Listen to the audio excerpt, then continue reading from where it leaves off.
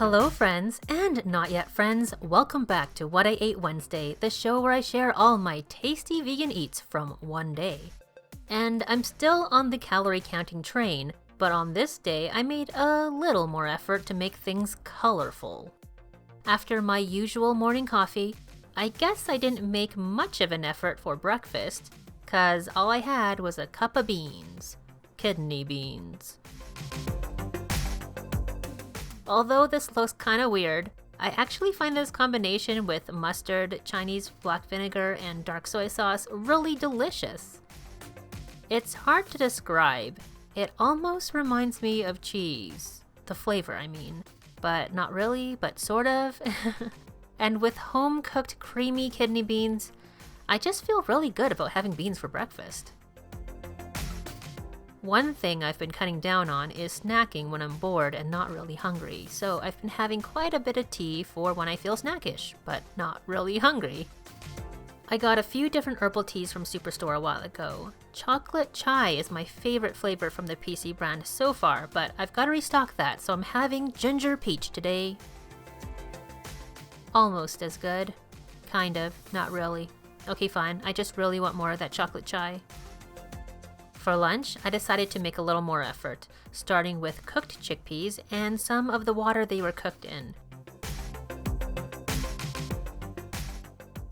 Blended that until it was creamy, and we'll use that later. Chickpeas are so good, even my cat wants in on the action. For the soup, first we sauté this paste made of red onions, garlic, and red chili pepper. I made this the night before for something else and had leftovers, so here we are. After about a minute over high heat, we add celery and carrots. They're sliced pretty thin, so they will cook very quickly.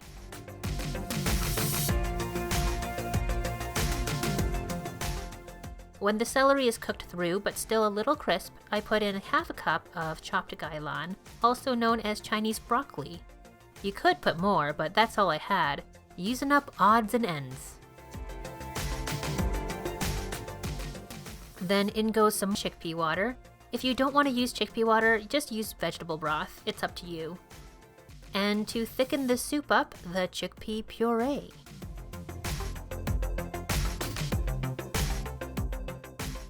I let that get bubbly. Then I add a teaspoon of salt and a quarter cup of lemon juice, which brings out the flavors of all the vegetables and the chickpeas and gives this soup some tangy goodness. And that was my lunch. Delicious cream of chickpea vegetable soup.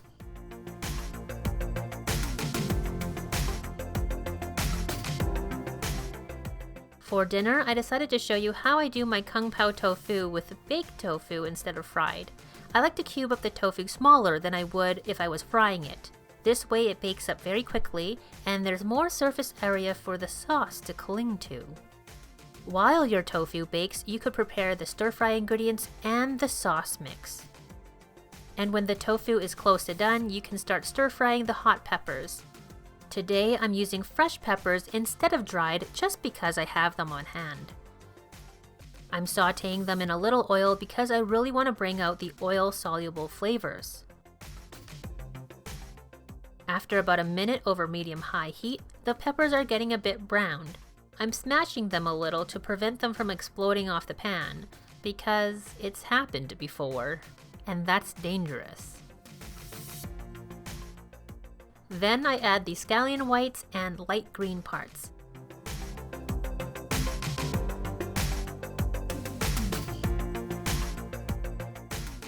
Then in goes some crushed garlic and grated ginger.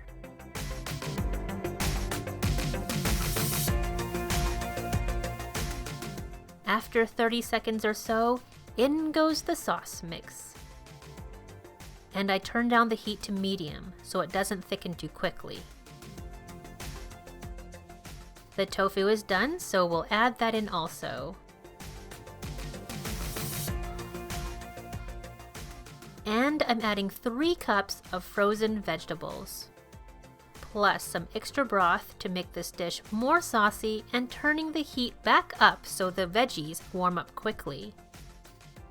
Because of how much more bulk we're adding, this Kung Pao tofu dish won't be as intensely flavored as the original one on my blog, marystestkitchen.com, but you could certainly double the sauce ingredients to make this just as flavorful. But I like this version for weeknights, diluted so it's a little bit less sodium and sugar per serving.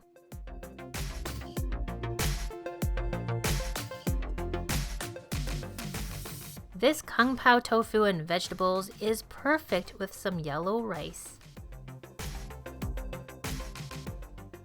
I made it with turmeric, garlic, onion, and a bunch of frozen greens. I left you the ingredients and the directions in the description box in case you want to make it too. And we can be dinner twins. And you can tag me on Instagram, and we can like virtual high five about it.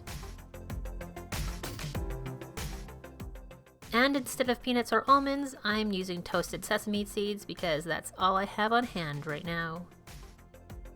And that was dinner. Tasty, colorful, and still helping me meet my goals. Obviously, it doesn't taste exactly like the original Kung Pao tofu with all its deep-fried, glorious flavor. But it's pretty darn good for a weeknight dinner. Eating this way leaves me room for testing more indulgent recipes for you guys, like this deep-fried spicy eggplant dish that is coming up soon. It is so good, you're going to want to make sure you're subscribed and signed up for notifications so you don't miss it. Thank you so much for watching, my friends. I hope you liked this video. Please give it a thumbs up if you did and let me know how your food day was, because I'm nosy AF and love hearing about that. Bye for now.